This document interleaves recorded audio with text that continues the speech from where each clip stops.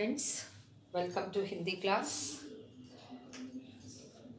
आज फिर अपना पुराना विषय कहानी नमक, जो साहित्यकार रज़िया सज्जाद ज़हीर के द्वारा लिखी हुई है, के अतिरिक्त बोधात्मक प्रश्न और उत्तरों के साथ मैं आपके समक्ष प्रस्तुत हुई हूँ, जिसमें पहले 5 आपको मैं मल्टीपल चॉइस क्वेश्चन करवाऊंगी।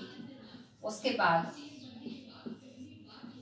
कुछ बोधात्मक प्रश्न का हम आज अध्ययन करेंगे, उन पर चर्चा करेंगे। तो पहले मैं आपको मल्टीपल चॉइस क्वेश्चंस में सफिया के भाई कहाँ रहते थे। सफिया के भाई लाहौर में रहते थे।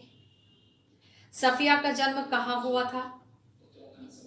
सफिया का जन्म राजस्थान के अजमेर में हुआ था। इसके बाद सिख बीबी ने सफिया से क्या लाने को कहा? सिख बीबी ने सफिया से लाहौरी नमक लाने के लिए कहा। कस्टम अधिकारी ने सफिया को नमक की पुड़िया देते हुए क्या कहा? कस्टम अधिकारी ने सफिया को नमक की पुड़िया देते हुए कहा, मोहब्बत तो कस्टम से इस तरह गुजर जाती है कि कानून ताकता ही रह जाता है या हैरान रह जाता है। इसके बाद बोधात्मक प्रश्न में पहला प्रश्न आता है, सिख बीबी के प्रति सफिया के आकर्षण का क्या कारण था? नमक कहानी के आधार पर स्पष्ट कीजिए।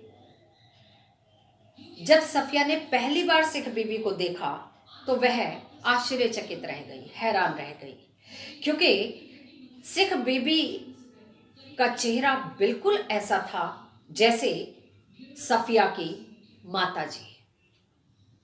उनका पहनावा, उनका वह मलमल का सफेद दुपट्टा बिल्कुल ऐसा ही था जैसा सफिया की मां पहना करती थी। साथ ही सिख बीबी का कद, उनका भारी भरकम शरीर, छोटी छोटी चमकदार आंखें जिनमें नेकी और मोहब्बत तथा रहम दिली की रोशनी जगमगा रही थी, उनका चेहरा ऐसा लगता था जैसे खुली किताब हो। सिख बीबी ने वैसी ही सफेद पहनावा पहन रखा था जैसा सफिया की माता पहना करती थी, परंतु दूसरे ही पल आश्चर्यचकित इसलिए रह गई कि उसे लगा जैसे उनकी माता को दर्शन कर रही हो, माता को देख रही हो।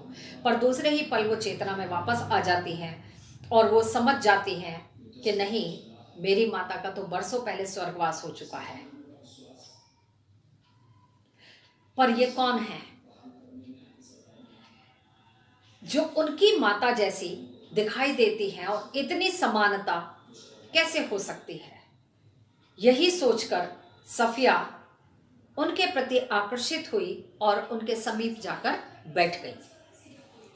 नमक की पुड़िया के संबंध में सफिया के मन में क्या द्वंद्व था? पहले भी ये क्वेश्चन आ चुका है, किताब में भी दिया गया है।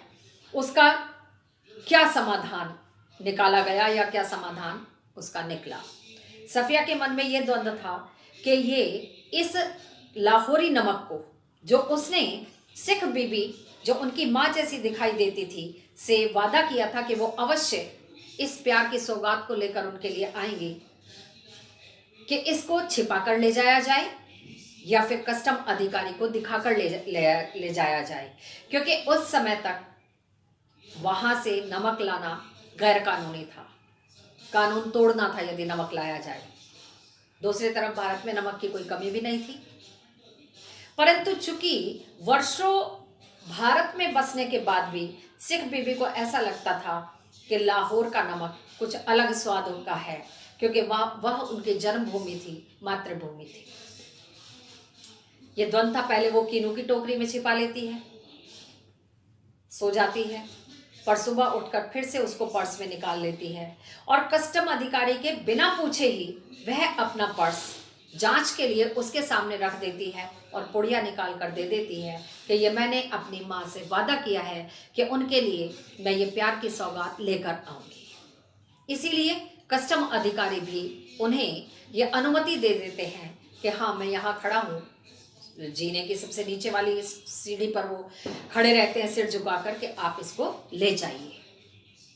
नेक्स्ट क्वेश्चन है, सफिया को अटारी में समझ ही नहीं आया कि कहाँ लाहौर खत्म हुआ और किस जगह अमृतसर शुरू हो गया, ऐसा क्यों? अमृतसर और लाहौर दोनों की सीमाएं साथ साथ लगती हैं, वास्तव में कोई अंतर नहीं है, एक गेट लगा हुआ है बड़ा सा, केवल यही अंतर है, बाकी कोई अंतर नहीं है। मैंने भी वो जगह देखी है, दोनों की भौगोलिक संरचना एक जैसी है, दोनों तरफ लोगों की भाषा एक जैसी है, यहाँ तक कि शक्ल सूरत पहनावा भी लगभग मिलता जुलता है, इवन बात करने का तरीका और जो आपसी गाली गलौज भी करते हैं वो सब भी एक जैसी ही है। किसी तरह के ना लहजे में परिवर्तन है, ना बोलचाल में अंतर है, गालियां भी एक सी है। इसी कारण सफिया को अटारी में उस जगह ये समझ ही नहीं आया कि कहाँ लाहौर खत्म हुआ और कहाँ अमृतसर शुरू हो गया। नेक्स्ट क्वेश्चन है, नमक कहानी में क्या संदेश छिपा हुआ है, स्पष्ट कीजिए। कहानी नमक में यह संदेश है कि मानचित्र पर मात्र एक लकीर खींच देने से वहां रहने वाले लोगों के दिल नहीं बांटे जा सकते। जमीन बंटने से लोगों के आवागमन पर प्रतिबंध नहीं लगाया जा सकता, उन पर रोक नहीं लगाई जा सकती, परंतु लोगों का लगाव अपने मूल स्थान से बना हुआ है जिसको समाप्त नहीं किया जा सकता। जिसको जितना अपनी मातृभूमि जन्मभूमि से लगाव है वह हमेशा बना रहता है, भले ही वो दूसरे देश में जाकर क्यों ना बस जाएं। और इसीलिए इस कहानी में प्रसंग दिया गया है कि कस्टम अधिकारी द्वारा दिल्ली को अपना वतन बताना या ढाका को अपना वतन बताना, ये सब इसी बात को प्रमाणित करते हैं। और अंतिम प्रश्न है, नमक कहानी में नमक किस बात का प्रतीक है? इस कहानी में वतन शब्द का भाव किस प्रकार दोनों तरफ के लोगों को भावुक कर देने वाला है?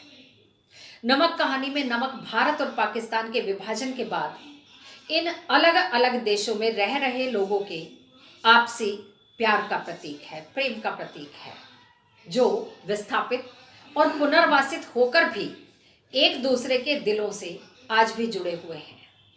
इस कहानी में वतन शब्द का भाव एक दूसरे को याद करके अतीत की मधुर यादों में खो देने का भाव उत्पन्न करके दोनों तरफ के लोगों को भावुक कर देने वाला है। दोनों देशों के राजनीतिक संबंध अच्छे बुरे जैसे भी हों, इससे उनका आम लोगों का कुछ लेना देना नहीं है। आज के अंक में यहीं तक, शेष अगले अंक